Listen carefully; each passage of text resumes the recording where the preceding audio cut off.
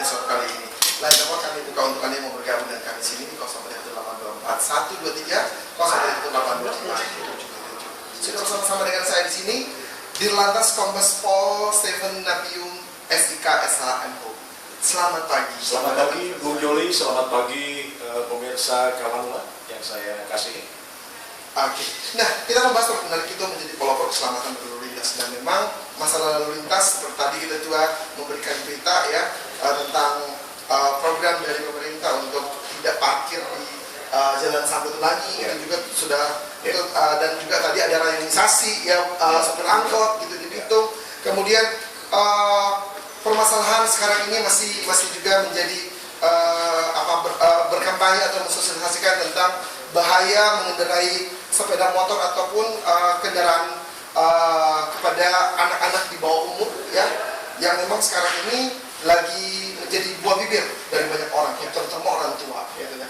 Gimana dari Pak Stephen sebagai Dirlantas melihat hal-hal seperti itu sebelum kita masuk lebih jauh kepada topik kita pagi ini? Ya, baik. Terima kasih Bung Joli, para pemirsa sekalian. Pada kesempatan ini kita harus menyadari bahwa keselamatan berlalu lintas di jalan itu sangatlah penting untuk kita terapkan di lingkungan kita, baik di dalam rumah tangga, baik kita ke sekolah dan sebagainya. Karena kita selalu menggunakan sarana jalan.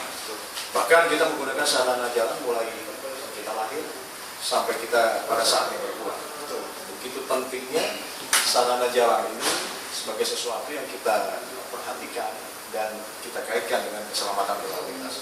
Karena itu kami dari Polda Sulawesi Utara, tentunya saya sebagai pejabat baru, ya sekaligus sudah memperkenalkan diri saya Stephen, dan saya sudah mendapatkan arahan dari Bapak Kapolda, dan program-program kami tentunya merupakan apa yang saya terima, instruksi yang saya terima, yang saya implementasikan dalam program-program sesuai dengan arahan Bapak Kapolda, Pak Wakapolda, dan demikian juga masukan-masukan dari internal kami dan masukan juga dari eksternal.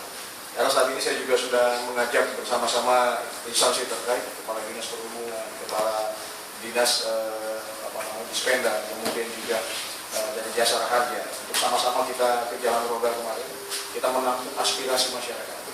Sehingga dengan demikian bukan hanya instruksi dari pimpinan yang saya jabarkan, tapi aspirasi dari masyarakat, dan kita buat dalam 12 sampai 14 program ke depan, sehingga kita dapat satu persatu mulai menata masalah-masalah lalu lintas ini menjadi penyelesaian tentunya yang bijak, yang dapat diterima masyarakat, diterima semua lapisan.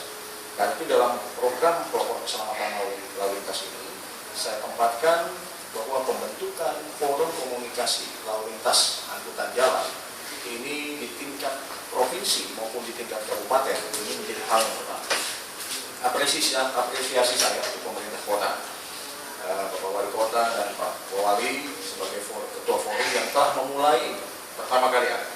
Karena itu dengan permasalahan tadi kita lihat di Bitung dengan permasalahan angkutan, dari satu sisi ya selamat ulang tahun untuk Kabupaten Bitung, ya, selamat untuk Bupati, dan juga kita melihat ada masalah-masalah yang muncul dari masalah lalu lintas.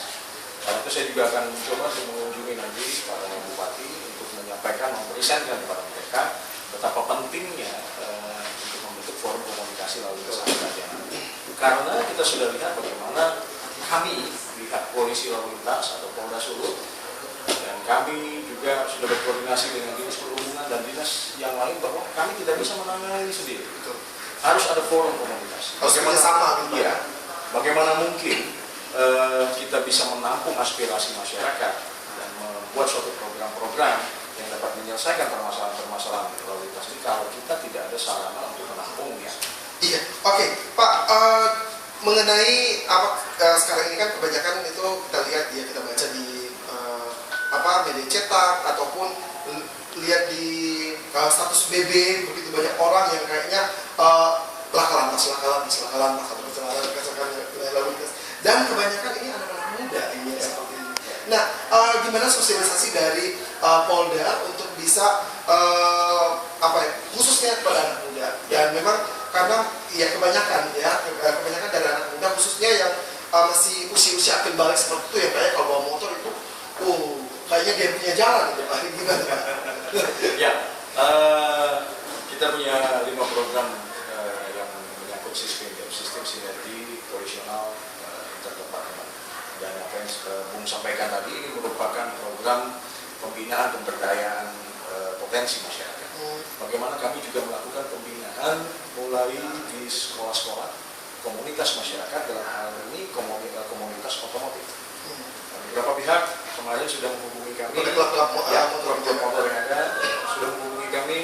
Ada satu kelompok yang memang sudah dapat izin dari pemerintah kota maupun dari Polres untuk mengadakan kegiatan setiap hari Rabu contohnya.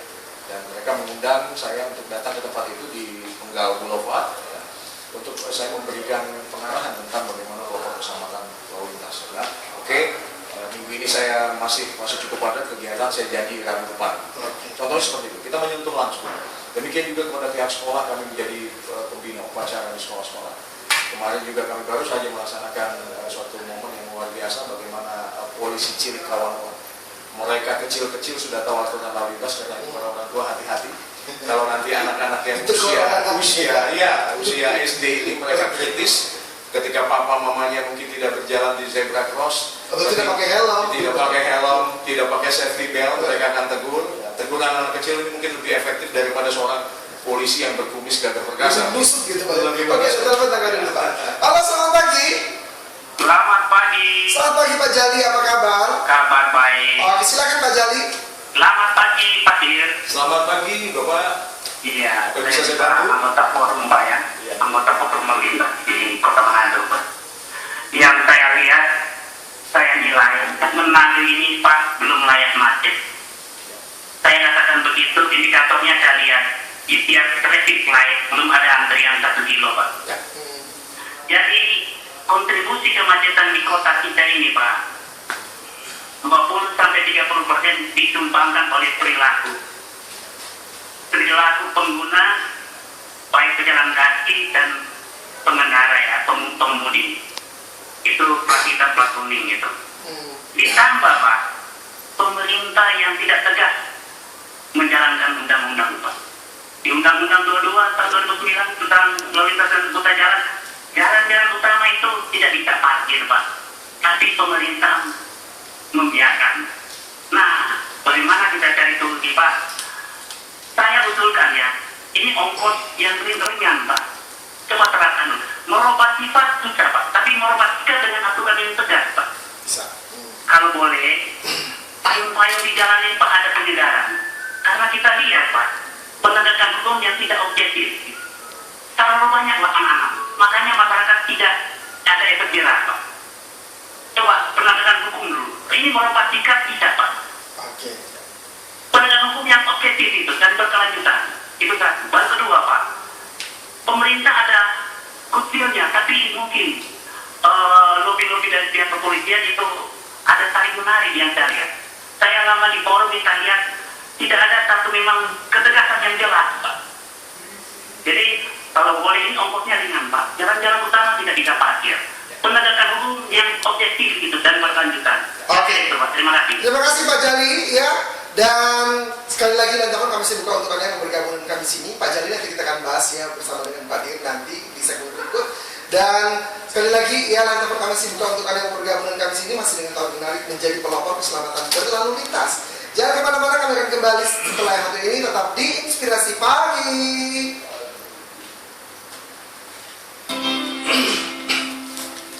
Ibu Madam TJM Sumber Sinar Manado merupakan